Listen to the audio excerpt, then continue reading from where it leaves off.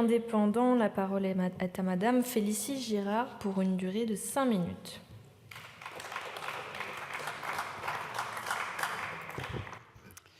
Merci Madame la Présidente, Monsieur le Ministre, Monsieur le Rapporteur général, mes chers collègues. L'an dernier, à cette même tribune, je concluais ma prise de parole par ces mots. Prenons nos responsabilités pour que jamais la France ne se trouve dans une situation dans laquelle elle ne pourrait plus faire face à ses dettes. Ces mots résonnent encore davantage aujourd'hui. L'état de notre dette publique est particulièrement inquiétante.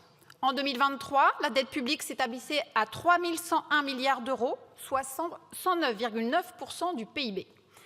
En 2025, elle atteindra 114,7%. Dégradée s'explique par de nombreux facteurs. Tout d'abord, suite à la crise financière de 2008 et à la crise des dettes souveraines européennes qui s'en est suivie, dette publique française et déficit n'ont cessé de croître. Le ratio de dette publique est passé de 65,5% du PIB en 2007 à 98,7% du PIB en 2017. Ensuite, entre 2017 et 2019, sous l'impulsion du Premier ministre Édouard Philippe, le ratio de dette a amorcé une décrue. La dette publique est passée de 98,5% du PIB en 2018 à 98,1% du PIB en 2019.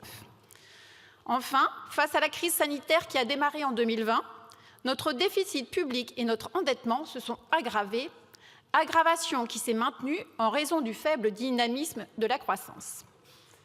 Aujourd'hui, retrouver une trajectoire soutenable de réduction de la dette doit être une priorité absolue pour le gouvernement comme pour chacun d'entre nous.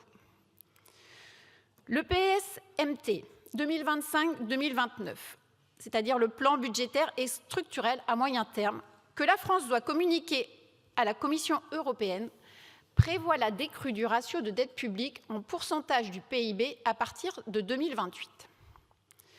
Selon ce PSMT, ce ratio devrait continuer d'augmenter jusqu'à atteindre 116,4% du PIB en 2027 et amorcerait ensuite une décrue à 116,1% du PIB en 2028 et 115,7% du PIB en 2029.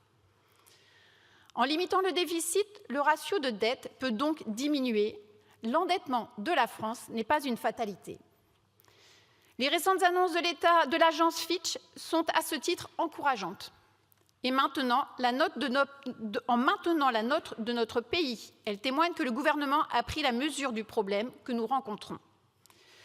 Cet effort, Monsieur le Ministre, devra nécessairement être poursuivi, voire accentué, lors des débats parlementaires sur le projet de loi de finances qui s'ouvriront ce mercredi. Au groupe Horizon et Indépendants, nous nous sommes fixés à un principe simple: ne pas contribuer à l'aggravation de la situation des finances publiques. Chaque amendement que nous porterons dans le cadre de ce projet de loi de finances sera compensé par une mesure d'économie. C'est un principe essentiel pour garantir l'ordre dans les comptes. Car je le dis à nouveau ici, puisque certains au sein même de cet hémicycle semblent encore en douter. Nous devons retrouver une trajectoire de réduction de la dette. Nous devons retrouver de toute urgence la maîtrise de nos dépenses publiques et nous devons remettre de l'ordre dans les comptes de notre pays. Pour pouvoir aider les plus fragiles à long terme, le sérieux budgétaire est un principe qui devrait guider chacun de nos choix. Ce budget ne sera comme aucun autre, tant la situation politique est complexe.